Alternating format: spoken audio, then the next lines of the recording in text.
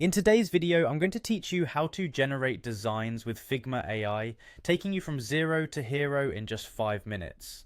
Whether you're new to Figma or looking to enhance your design skills with AI-powered tools, this guide will walk you through the essential steps to get you started on your design journey.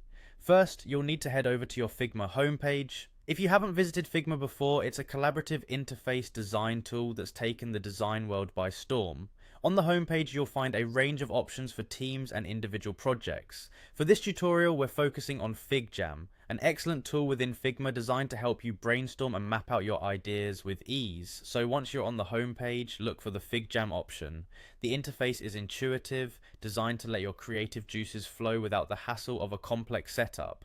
After you've clicked on FigJam, it's time to dive into the specifics of your design venture.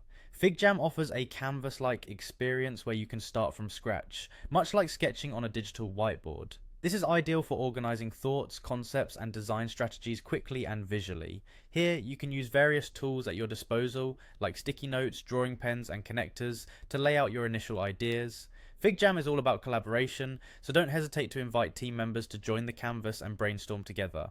Now, let's move on to highlighting with AI, an exciting feature that will elevate your design workflow.